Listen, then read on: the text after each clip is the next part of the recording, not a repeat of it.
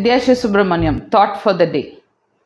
அப்துல் கலாம் ஐயா வந்து ஒரு தடவை கேரளாவில் இருக்கிற ராஜ்பவன்கிற பேலஸ் ஈவெண்ட்டுக்கு அவர் வந்திருக்காரு. அவர் வந்து சீஃப் கெஸ்ட்டாக கூப்பிட்ருக்காங்க.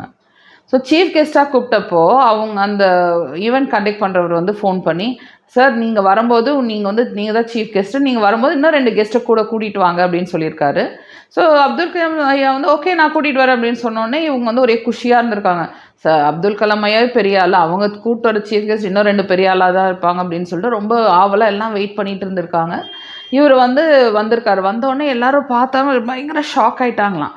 ஏன் அப்படின்னு சொல்லின்னு பார்த்தீங்கன்னா, அவர் வந்து கூட்டிகிட்டு வந்த 2 கெஸ்ட் யாருன்னா, அந்த ஸ்ட்ரீட்டில் இருக்கிற 2 பேர். ஒருத்தர் வந்து தள்ளுவண்டியில் சாப்பாடு விற்கிறவங்களையும், இன்னொருத்தர் வந்து செருப்பு தைக்கிறவரையும் கூட்டிகிட்டு வந்திருக்காங்க அப்துல் கலாம் ஐயா.